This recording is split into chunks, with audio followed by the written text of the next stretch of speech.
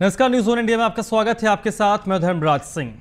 आज पूरे देश और दुनिया में भगवान कृष्ण के जन्मोत्सव को मनाया जा रहा है। भगवान के जन्म का इंतजार हो रहा है। हम आपको कुछ जगहों की तस्वीरें दिखाते हैं। ये पहली तस्वीर देखिए, मथुरा से ये सीधी तस्वीर है जहां पर भगवान के जन्म से पहले लोगों में जश्न मनाया जा रहा है, खुशी मनाई जा रही है। लोग झूम रहे हैं, गा रहे हैं और भगवान के जन्म का इंतजार कर रहे हैं।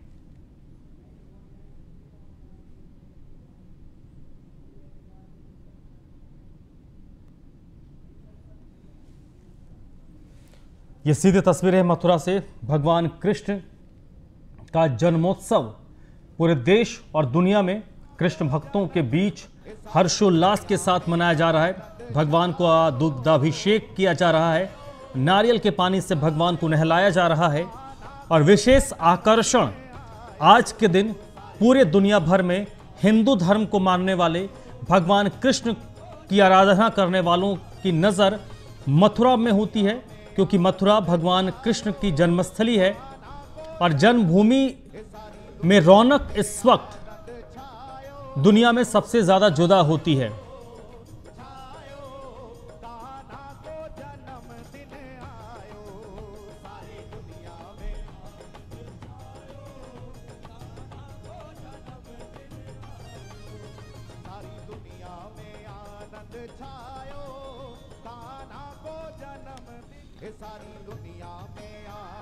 और ये तस्वीर इस वक्त आपको हम दिखा रहे हैं मथुरा की। भगवान के जन्म से पहले इस वक्त बड़ी संख्या में देश और दुनिया से भगवान के भक्त उनके जन्मस्थली पर पहुंचे हैं।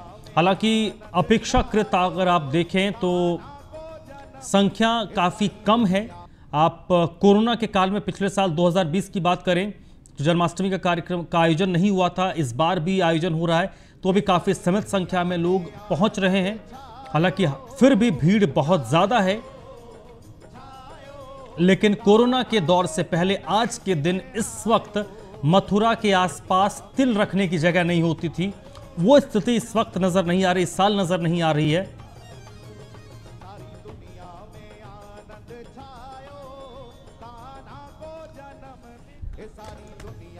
तो देश और दुनिया में इस वक्त भगवान के जन्मोत्सव की तैयारी हो रही है, लोग झूम रहे हैं। प्रिया राणा इस वक्त मेरे साथ जुड़ रही हैं। प्रिया इस वक्त नोएडा के इस्कॉन में मौजूद हैं। प्रिया, सबसे पहले तो न्यूज़ वन इंडिया के जरिए हमारे दर्शकों को देश और दुनिया में दिखाई कि किस तरीके से नोएडा के इस्कॉन में भगवान के जन्मोत्सव को मनाया जा रहा है। देखिए, मैं आपको बताना चाहूंगी कि यहाँ पर कुछ ही मिनट बचे हैं 12 बजने में। अभी हम इस्कॉन मंदिर में हैं जहाँ पर भगवान के जन्म की पूरी तैयारियां यहाँ मंदिर प्रशासन की तरफ से कर ली गई हैं। ठीक पीछे तस्वीरें देखेंगे तो यहाँ पे अभी जलाभिषेक किया गया था। उसके बाद यहाँ पर भगवान का एक सुंदर श्रृंगार किया गया है, जिसके बाद पर्दा डाल दिया गया है अभी नीचे वाला। अभी ठीक 12 बजे यहाँ पर ठाकुर जी विराजमान होंगे, जिसको जन्माष्टमी के रूप में पूरा देश मना रहा है। देश ही नहीं बल्कि विदेशों में भी जन्माष्टमी की धूम दिखाई दे रही है। वही लोग यहाँ पर आनंदमयी होते हुए नजर आ रहे हैं। ठीक पीछे की तस्वीरें आप देखेंगे तो यहाँ पर जो भक्तगण हैं अपने नृत्य में इतने मग्न हैं कि उन्हें नहीं समझ में आ रहा है। सिर्फ है कृष्ण जी की कि 12 बजे जन्म होगा तो यहाँ पर लोग जो है आएंगे, लेकिन आम भक्त जो है कहीं ना कहीं यहाँ पर वंचित चल रहे हैं कि कोरोना के चलते गाइडलाइंस का यहाँ पर पालन जा रहा है और आम भक्तों को यहाँ पर आने की अनुमति नहीं दी गई है। वहीं बिल्कुल बाहर का अगर आप नज़ारा देखेंगे सड़क का तो वहाँ पर भक्तगणों की इतनी भारी संख्या में भीड़ लगी हुई है कि भक्त जो है भगवान के दर्शन करने को बेताब है। वहीं नोएडा ही नहीं बल्कि पूरे देश में जन्माष्टमी का त्यौहार बड़े हर्षोल्लास के साथ मनाया जा रहा है। वहीं 12 बजे यहाँ पर मंदिर प्रशासन की तरफ से पूरा भोग का इंतजाम किया गया है। 56 भोग यहाँ पर भगवान को लगाया जाएगा। उसके बाद जलाभिषेक किया गया है। सुंदर पोशाक यहाँ पहनाई गई है। बहुत दूर दूर से श्रद्धालु यहाँ पर दर्शनों के लिए आए हैं। वहीं अगर हम पीछे की तस्वीरों की बात करें तो यहाँ पर मूर्ति को इतनी सुंदर पोशाक पहनाई गई है, मानो साक्षात इनमें खुद ही प्राण आए हों और खुद ही बोलने लगे। तो यहाँ पर नज़ारा देखने के लिए मिल रहा है, लेकिन भक्त हैं, महिलाएं हैं, बुजुर्ग महिलाएं हैं जो लगातार यहाँ पर बैठी हुई है, इंतजार कर रही है कि 12 बजेंगे तो कब ठाकुर जी के दर्शन होंगे, क्योंकि बाल स्वरूप दर्शन कान्हा जी के रात के 12 बजे यहाँ पर होंगे। पर आनंदमयी होके अपने भक्तगण जो है भगवान के दर्शनों के लिए बेताब बैठे हैं।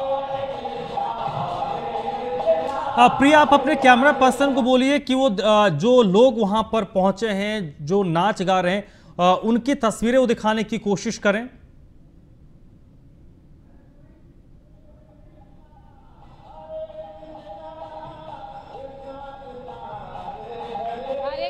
हरे कृष्णा की गूंज पूरे मंदिर में सुनाई दे रही है। मंदिर प्रशासन की तरफ से जो यहाँ पर गुरु जी हैं वो साक्षात खुद यहाँ पर आकर दर्शन कर रहे हैं और यहाँ पर जो नृत्य है गूंज है हरे रामा हरे कृष्णा कृष्ण कृष्ण हरे हरे पूरे मंदिर प्रांगण में यहाँ सुनाई दे रही है। और भक्त जो है यहाँ पर बाहर इंतजार कर रहे हैं कि कब 12 बजेंगे और कब भक्तों को एक झलक भगवान ठाकुर की नन्हे बाल स्वरूप में देखने के लिए मिलेगी। वहीं अगर हम बात करें जन्माष्टमी की, तो जन्माष्टमी पे हर बार ऐसा होता है कि मौसम भी बदलता हुआ नजर आता है। अगर बाहर के मौसम की बात की जाए तो बिल्कुल बादल काले छाए हुए हैं, साक्षात 12 बजने वाले हैं। मानो ऐसा प्रतीत हो रहा है कि भगवान का एक बार फिर से जन्म होने वाला है। लोग उत्सुक हैं और आनंदमयी होकर दर्शनों के लिए बेताब यहाँ पर है। जी चलिए प्रिया, आप मेरे साथ बने रहिएगा। ये नोएडा से तस्वीर अपने दर्शकों को दिखा रहे हैं, नोएडा की इस्कॉन की तस्वीर है। अंशिका पाठक भी मेरे साथ जुड़ गई हैं। अंशिका इस वक्त मौजूद हैं मथुरा में भगवान के जन्मस्थली पर। अंशिका, अब 11 बज चुके हैं, 1 घंटे का वक्त है जब भगवान का जन्म होगा। अब तो जो 11 बजे के आसपास जो मथुरा के लोग हैं, जो जन्मस्थली के इर्द गिर्द जो लोग होते हैं, जो अपने अपने घरों की ओर चले जाते हैं, उन लोगों के पहुंचने का सिलसिला इस वक्त शुरू हो जाता है। तो इस वक्त मंदिर में अपेक्षाकृत भीड़ भी बढ़ जाती है।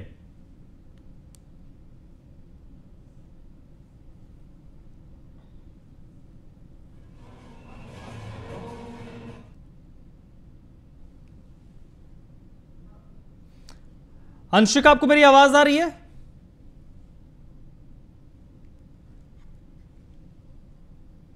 जी धर्म, मेरे को आपकी आवाज आ रही है। अंशिका, इस वक्त क्या स्थिति है, क्योंकि अब कुछ ही मिनट बचे हैं, तकरीबन 1 घंटे का वक्त बचा है जब भगवान का जन्म होगा। किस तरीके का उत्साह इस वक्त आप देख पा रही हैं?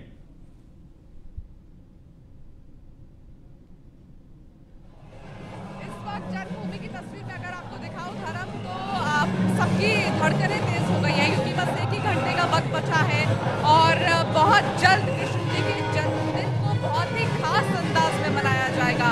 आपको बता दूं कि फिलहाल लोग इकट्ठा हो रहे हैं और इसके साथ ही अभी धीरे धीरे जो ये कपाट है मंदिर के वो बंद होंगे, फिर उनका श्रृंगार किया जाएगा अलग तरीके से और उसके बाद धीरे धीरे उनके जन्म का जो पूरा प्रोसेस होता है, एक कमल का फूल यहाँ पर रखा गया है जिसे खोला जाएगा और फिर कृष्ण जी उसमें से निकलेंगे। तो उनके जन्म को कुछ इस तरह दिखाया जाएगा, फिर उसके बाद उन्हें नहलाया जाएगा और फिर उन्हें चंदन का टीका लगाया जाएगा। फिर क्योंकि गाय उनको बहुत ज़्यादा पसंद है, सबसे प्रिय उनकी गाय है और फिर उनको गाय के साथ रहना बहुत ज़्यादा पसंद है, इसलिए उन्हें दुग्धाभिषेक किया जाएगा उनका। आप तस्वीरों में देखिए, ठीक आप देख सकते हैं जहाँ पर कृष्ण जी और राधा जी की मूर्ति है उसके बगल में गाय रखी है और उसी गाय से दुग्धाभिषेक किया जाएगा।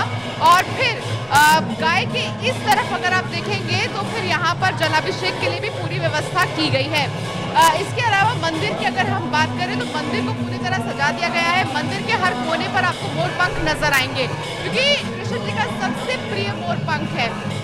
मोरपंख और बांसुरी, इससे सजा दिया गया है पूरे मंदिर को। और यहाँ पर बस क्योंकि कुछ ही समय बचा हुआ है कृष्ण जी के जन्म को, तो यहाँ पर हर कोई मौजूद है। पंडित भी यहाँ पर आ गए हैं कि पूरे मंत्रोच्चार के साथ उनके जन्म को दिखाया जाएगा। और साथ ही कृष्ण जी जब हजारों साल पहले जन्म लिए थे तो उस वक्त जो माहौल था, उस वक्त जो नज़ारा था, भजन कीर्तन में भी यही कह रहे हैं कि बस इंतजार कर रहे हैं कब आओगे कान्हा। लगातार इंतजार किया जा रहा है, कान्हा कब आएंगे यही सवाल है, क्योंकि कुछ ही मिनटों का वक्त अब बचा है, 1 घंटे से भी कम का वक्त बचा है। अब बहुत जल्द 12 बजे की तस्वीर अलग होने वाली है, लेकिन सबकी निगाहें उनके श्रृंगार पर होगी कि वो किस तरीके का श्रृंगार करेंगे अपने जन्मदिन पर। कृष्ण जी को हमेशा से ही अपने जन्मदिन को खास बनाने का बहुत शौक रहा है। हजारों साल पहले जब कृष्ण जी जन्म लिए थे, उसके बाद धीरे धीरे वो बड़े होने लगे, तो हमेशा से उनके अंदर अपने जन्मदिन को लेकर एक एक्साइटमेंट देखा गया है। आमतौर पर बेटे को लेकर। लेकिन कृष्ण जी ने जब जन्म लिया था तो उन्होंने यशोदा मैया से ये कह दिया था कि मैया जब भी मेरा जन्मदिन आएगा तो इस जन्मदिन हमेशा हर बार मेरा जन्मदिन खास होना चाहिए। और यही वजह है कि पूरी दुनिया उनके जन्मदिन को मनाती है और बेहद शानदार तरीके से मनाती है। जो जो चीज़ें उन्हें पसंद है वो हर चीज़ की जाती है। कृष्ण जी को झूला झूलना बहुत पसंद है, तो कोई नहीं भूलता उन्हें झूला झुलाना जिस दिन वो पैदा हुए हैं। इसके अलावा अक्सर हर कोई अपने घर में उन्हें झूले पे ही रखता है क्योंकि उनका झूला उनके लिए सबसे प्रिय है। और साथ ही कृष्ण जी के लिए मोरपंख तो है ही प्रिय, जिसे भूला नहीं जा सकता है। क्या ऐसा कहते हैं कि अगर आपको अपनी मनोकामना पूरी करवानी हो तो कृष्ण जी को अगर बांसुरी भेंट करेंगे तो आपकी मनोकामना पूरी होगी। कृष्ण जी के लिए बांसुरी भी उतनी ही प्रिय है। इसके अलावा लगातार हमने ये देखा है कि जन्मभूमि में हर साल एक अलग ही नजारा होता है। कोविड की वजह से लोग एक साल तरस गए थे इस तरीके का नजारा देखने के लिए, लेकिन अब भी थोड़ा बहुत यहाँ पर रंग फीका इसलिए क्योंकि जो सांस्कृतिक कार्यक्रम होते हैं यहाँ पर कई सालों से होते थे वो नहीं हो रहे हैं। लेकिन बावजूद इसके जो गाना बजाना हो रहा है उससे माहौल बन गया है और अब हर कोई इंतजार कर रहा है 12 बजने का। 12 जल्दी से जल्दी बजे, कृष्ण जी अपने दर्शन दें। और फिर सुबह की अगर हम बात करें तो मथुरा से गोकुल के लिए एक झांकी निकाली जाती है जहाँ पर गाना गाया जाता है, भजन कीर्तन किया जाता है और फिर हर कोई ये कहता है नंद के आनंद भैया जय कन्हैया लाल की। तो इस तरीके से गोकुल में सेलिब्रेट किया जाता है। तो सफर जो है वो शुरू हुआ है मथुरा से ही। मथुरा में ही उन्होंने जन्म लिया, लेकिन फिर वो गोकुल गए। गोकुल के बाद वो वृंदावन आए। वृंदावन के बाद फिर से कंस का वध करने के लिए वो मथुरा आए। मथुरा से सीधा वो द्वारका चले गए। लेकिन कृष्ण जी जहाँ भी गए वहाँ पर आज तक हर कोई उनको पूछता भी है और साथ ही उनकी मन पसंदीदा चीज करना बिल्कुल भी नहीं भूलता। मथुरा में तो क्योंकि ज्यादा समय उन्होंने नहीं बिताया था, सिर्फ उन्होंने जन्म लिया था और फिर बाद में जब उन्होंने कंस का वध किया था और उसके बाद वो कुछ ही समय थे और उसके बाद वो द्वारका चले गए थे। द्वारका में लंबे समय वो रहे।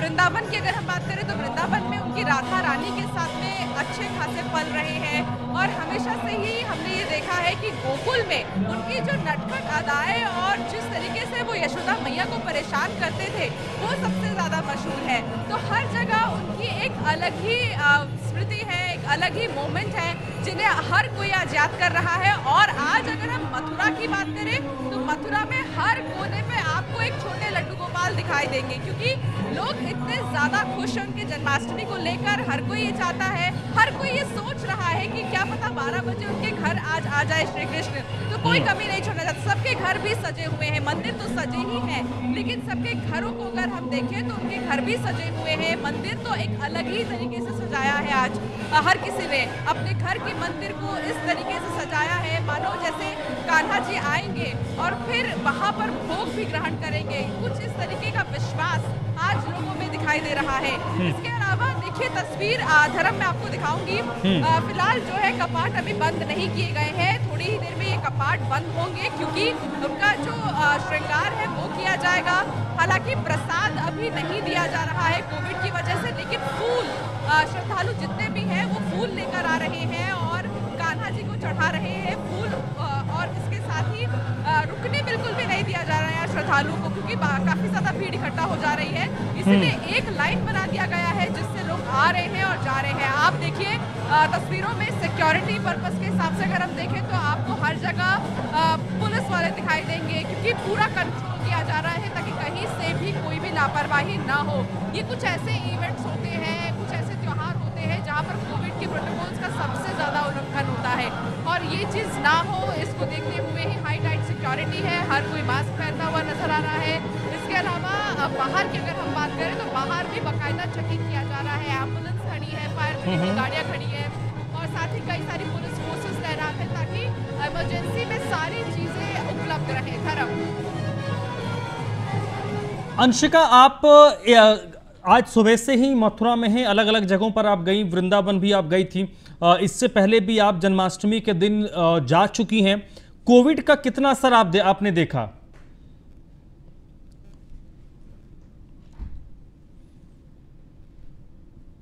सच कहूं तो धर्म आज सुबह से ही हम अलग अलग मंदिरों में जा रहे हैं, लेकिन इस बार लोग कोविड को भूल चुके हैं। लोग मंदिरों में पहुंच तो रहे हैं लेकिन कृष्ण जी के मोह में, कृष्ण जी के प्यार में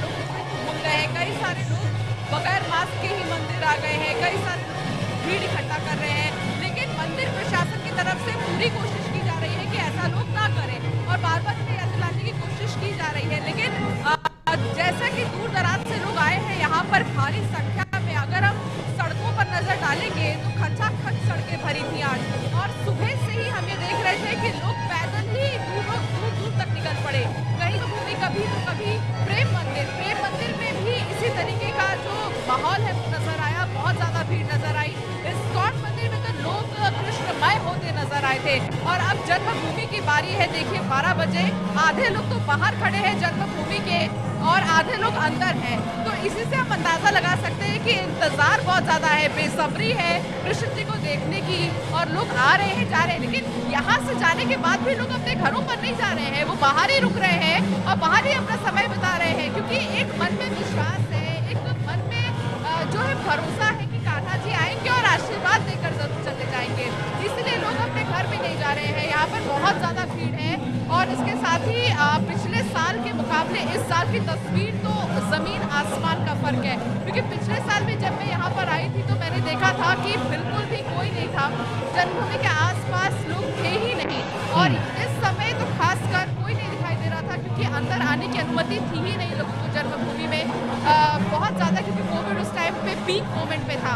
हालांकि अब गाइडलाइन में क्योंकि छूट दी गई है तो लोग भर कर आ रहे हैं और फिर हर कोई दर्शन कर रहा है। हर कोई भी इस बार मैं ये कह सकती हूँ कि मथुरा में कोई ये नहीं चाह रहा कि एक भी मंदिर छूटे, चाहे जो मंदिर प्रसिद्ध है मथुरा में, वृंदावन में, हर कोई हर मंदिर जा रहा है और हर तरीके से कृष्ण जी को देख रहा है और साथ ही जो कृष्ण जी को पसंद है वो चीज़ भेंट कर रहा है। हालांकि कुछ मंदिर ऐसे हैं जहाँ पर प्रसाद लेकर जाना अलाउड है, तो लोग लेकर भी जा रहे हैं। लेकिन कुछ एक बड़े मंदिर जैसे जन्मभूमि, प्रेम मंदिर, इन जगहों पर अभी अलाउड नहीं किया गया है क्योंकि यहाँ पर बहुत ज़्यादा संख्या में लोग पहुँच रहे हैं। इसके अलावा इस्कॉन मंदिर की अगर हम बात करें तो वहाँ पर भी नज़ारा अलग ही दिखाई दिया। हम ये जानते हैं कि इस्कॉन मंदिर में विदेशी लोग ज़्यादा रहते हैं और वो किस हद तक कृष्ण जी को मानते हैं। हरे रामा हरे कृष्णा ही वो पूरे दिन कहते रहते हैं और ऐसे ही वो कृष्ण जी को याद करते रहते हैं। विदेशों में भी इसी तरह से धूम दिखाई दे रही है जन्माष्टमी की और आज इस्कॉन मंदिर में भी इसी तरह की धूम दिखाई दी है। जन्मभूमि की तस्वीर क्योंकि मैं लगातार हमारे दर्शकों को दिखा रही हूँ, जो लोग घर बैठे हैं वो दर्शन ले सकते हैं कृष्ण जी के घर बैठे ही, क्योंकि मंदिरों में अगर ज़्यादा संख्या में लोग पहुँचेंगे तो कोविड के प्रोटोकॉल्स का उल्लंघन होगा।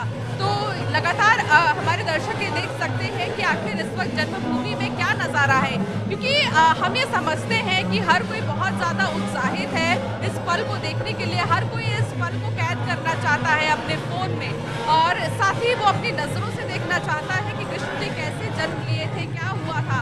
एक छोटा सा किस्सा धर्म मैं आपको बताना चाहूँगी कृष्ण जी का। जब कृष्ण जी जन्मे थे तो उस वक्त बहुत सारी परेशानियाँ आई थी, लेकिन उन परेशानियों को ढूंढते हुए, चीरते हुए कृष्ण जी गोकुल पहुँच गए। फिर अगले दिन खूब जश्न मनाया गया और ये तमाम चीज़ें हुई। लेकिन जैसे जैसे कृष्ण जी बड़े हुए उनके अंदर तो एक्साइटमेंट बच्चों वाली ही थी, उनको अपना बर्थडे इसी तरीके से सेलिब्रेट करने का मन करता था। लेकिन एक बार वृंदावन में बहुत ज़्यादा आंधी तूफान आ गई थी और सब कुछ अस्त व्यस्त हो गया था, ना दूध थी, ना दही और ना ही कुछ बचा था। तो कृष्ण जी ने कुछ समय पहले ही यशोदा मैया को कह दिया था कि मेरा जन्मदिन आए तो बहुत शानदार तरीके से मनाना। लेकिन जब उन्होंने देखा कि सब कुछ अस्त व्यस्त हो गया है और यशोदा मैया माखन निकालेगी कैसे जब दूध ही नहीं है, तो सारे लोगों ने प्लानिंग किया वृंदावन में, सारे जो आसपास रहने वाले लोग थे थोड़ा थोड़ा दूध उन्होंने दिया और फिर यशोदा मैया और राधा रानी रात माखन निकाली कृष्ण जी के लिए। और कृष्ण जी सोच रहे थे कि आखिर कल मेरे जन्मदिन में होगा क्या, क्योंकि कुछ तो है ही नहीं। एक भगवान होने के नाते भी धरती पे रह के वो कोई चमत्कार नहीं कर रहे थे, वो बस देखना चाहते थे कि आखिर करते क्या है लोग। लेकिन अगले दिन जब माखन कृष्ण जी को मिला तो वो फूले नहीं समाये और वो इतने ज़्यादा खुश हो गए। फिर उनको झूले में झुलाया गया और यही वजह है कि चाहे जो भी परिस्थिति हो, जन्माष्टमी को बेहद ही शानदार तरीके से मनाया जाता है, क्योंकि कृष्ण जी के लिए सबसे प्रिय चीज़ है उनका जन्मदिन खास मनाना और एकदम अलग मनाना। चलिए अनका, जो तस्वीरें हम देख पा रहे हैं और जो तस्वीरें इस वक्त पूरी दुनिया के लोग देख पा रहे हैं, इस जश्न के जरिए ही समझ पा रहे होंगे आप, इसको साक्षात वहां पर रहकर महसूस कर रही होंगी।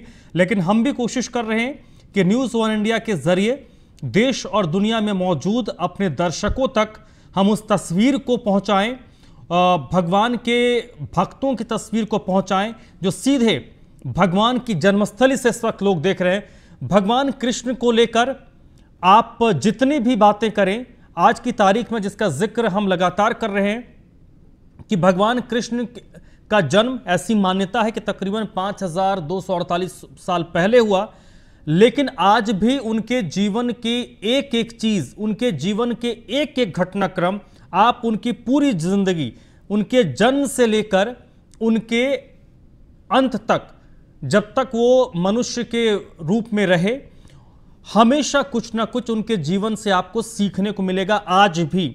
और उनके द्वारा दिया गया ज्ञान जो गीता के तौर पर आज भी हमारे पास मौजूद है, वो साक्षात बताता है कि भगवान कृष्ण क्यों भगवान कृष्ण कहलाए और कैसे उन्होंने हमें 5000 साल पहले जो ज्ञान दिया वो आज की तारीख में भी प्रासंगिक है। आज अगर पूरी दुनिया में लोग उनके नाम पर झूम रहे हैं, उनके जन्म का इंतजार कर रहे हैं, तो सिर्फ इसीलिए कि आज भी कृष्ण प्रासंगिक हैं। क्यों प्रासंगिक हैं? आप उनकी जिंदगी की किसी एक घटना को उठाइए और आप उसको अपनी जिंदगी से जोड़ने की कोशिश कीजिए। हर जगह से आपको जुड़ाव महसूस होगा, हर चीज से आपको कुछ ना कुछ सीख मिलेगी। और अब क्योंकि भगवान का जन्म होना है तो धीरे धीरे उत्साह इस वक्त चरम पर है। अंशिका पाठक मेरे साथ लगातार भगवान के जन्मस्थली से मौजूद हैं। अंशिका, आपने बताया कि कोविड का कोई असर इस बार नहीं दिख रहा है, लेकिन क्योंकि आपने पहले भी इससे पहले जन्मभूमि में आप जन्माष्टमी के दिन जा चुकी हैं, तो अपेक्षाकृत कंपैरेटिवली अगर देखें तो इस बार भीड़ थोड़ी कम है।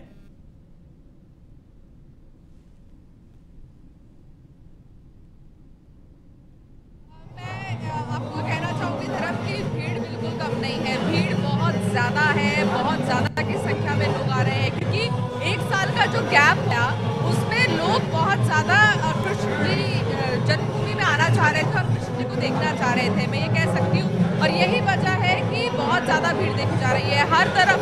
हम अगर नॉर्मली भी रोड पर निकल रहे हैं तो बहुत ज्यादा रोड के लेफ्ट और राइट भीड़ है लोगों की।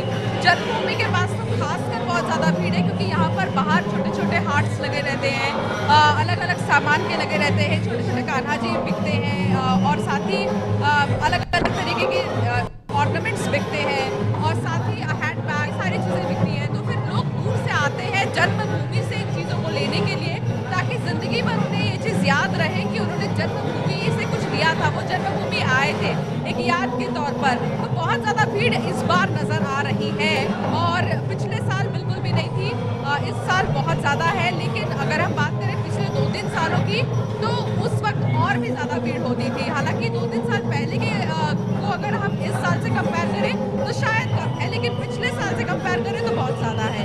और इसके साथ ही अगर हम बात करें जन्माष्टमी की तो जन्माष्टमी का आज का दिन कहा जा रहा है कि बहुत ही ज़्यादा खास है क्योंकि सोमवार का दिन बहुत ज़्यादा खास होता है और अष्टमी है। तो ऐसे में सोमवार के दिन को अष्टमी से अगर जोड़ा जाए तो कहा जाता है कि अलग संयोग बन रहा है। लगभग 101 साल बाद ऐसा संयोग बन रहा है इस बार जन्माष्टमी में। और 12 बजे के बाद पूजा करना बहुत ही ज़्यादा खास माना जा रहा है, बहुत पुण्यदायी माना जा रहा है।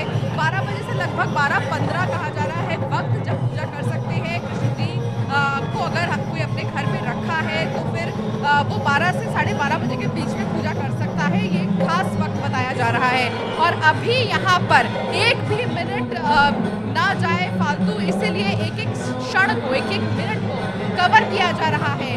भजन कीर्तन और बैक टू बैक यहाँ पर लोग आ रहे हैं, जा रहे हैं। थोड़ी ही देर में ये देखना होगा कि अभी क्या होगा। 12 बजे के वक्त में अब देखिए सबकी नजरें रुक जाएंगी कृष्ण जी पर ही, क्योंकि जब भी यहाँ पर जन्माष्टमी का त्यौहार मनाया जाता है और हर साल यही होता है, चाहे भीड़ हो चाहे ना हो, लेकिन जितने लोग यहाँ पर मौजूद रहते हैं वो एक निगाह से कृष्ण जी को देखते रहते हैं क्योंकि उस वक्त वातावरण में एक अलग ही बदलाव आ जाता है धर्म, जो हम शब्दों में बयान नहीं करते हैं। और जन्माष्टमी एक ऐसे भगवान जो धरती पर रहे, उन्होंने धर्म जब भी हुआ तो वो धरती पे आएंगे उन्होंने कहा है। और साथ ही अधर्म को रोकने के लिए भी उन्होंने ये कहा था कि हमेशा मैं लोगों को सीख देने के लिए किसी न किसी रूप में आऊँगा। और हर बार